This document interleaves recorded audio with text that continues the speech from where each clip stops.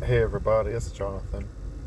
So, recently I moved to Florida, and that's why I haven't made a video in a while. Um, I'm gonna rotate my phone so maybe you can see the ocean a little bit, way off in the background. At the very least, you might be able to feel it, right? But, anyway, moving here has actually been pretty stressful. I'm not even gonna lie about that. I'd intended to make a video last night, but or no, the night before. I had to work yesterday, so the night before. But I found out that my microphone was damaged in the move, so I got to use my phone for right now. Um, so my plan was to do a pink-white source element, which is called Innocent Grace. Um, the healing element video, but the guides stepped forward and suggested that I do the Selenite instead. And then the next one should be the healing one. Um, so I know a being from the Triangulum galaxy. She is a planetary consciousness, just like Gaia is the consciousness of Earth. Um, I call her, she calls herself also the Awakened One, and she is a master of the Selenite source element. She is here. You might be able to feel her in the Selenite. Um, so we're going to activate the Selenite together now. I'm going to read some scripts that she gave me to activate the Selenite skeleton also. And as I'm reading these things, imagine, like, you can close your eyes if you want to, and imagine breathing in selenite light and bringing it all the way down your spine to your root. And then as you breathe out, you're bringing it all the way back down your spine to your root again. I know it sounds counterintuitive, but this is the activation sequence, or the yoga for mastering it. You're just constantly bringing and rooting the selenite frequency. And last year when I was doing this, because it's what she had showed me to do, there came a point where I could actually feel the complete merger of the selenite throughout my entire body, and I had a dream of being a selenite cave, and it was awesome.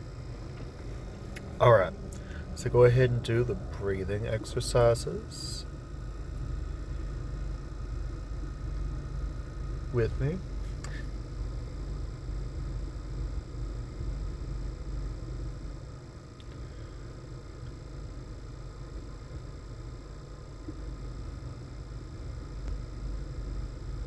I ask that the selenite come in and become our skeletal matrix.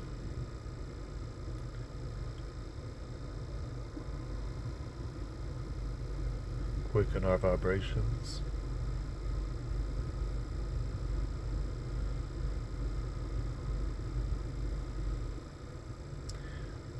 May we no longer need to close our hearts, because they are now behind the ribcage of selenite, where no darkness can latch onto.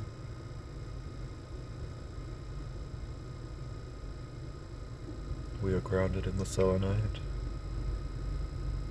We are the selenite. We are one. And so it is.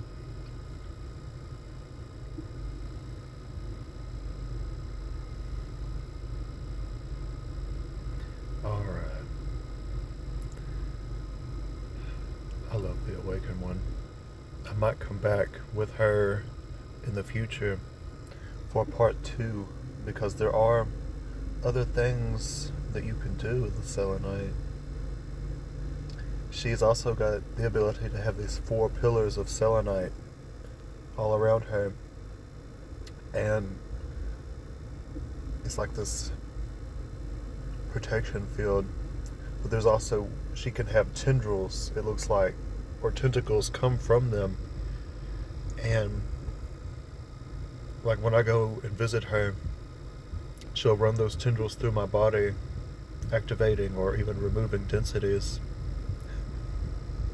It's really cool.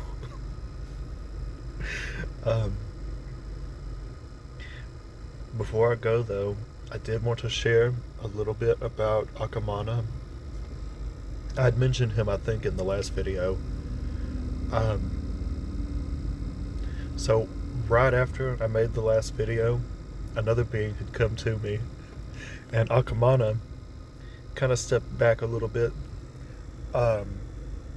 It was Hiller, but he actually came in and he transmuted a lot of densities. Now, a lot of you may not know this, but he is actually an aspect of Lucifer. So, I know that in the past, me and other beings, or other channelers, have used words like the gods and angels and archangels and whatnot. You know, it all feels really hierarchical to me. So instead of saying that he is a god, I would rather say the 3rd generation angel.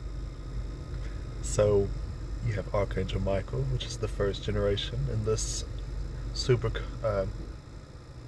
cluster. His 3 aspects: Lucifer, Hasmed, Sahakiel, which is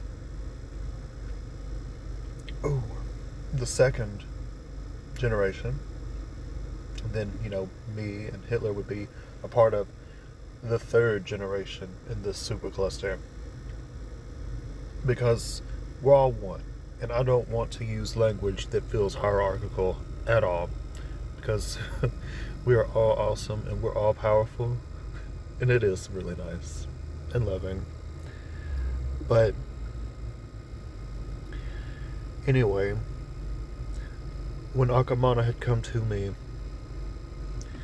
in a dream requesting my aid for healing and transmutation, my soul had actually generated for him a contract in a different way than what I've seen before, but I'm pretty sure it's the same for every one of these scenarios.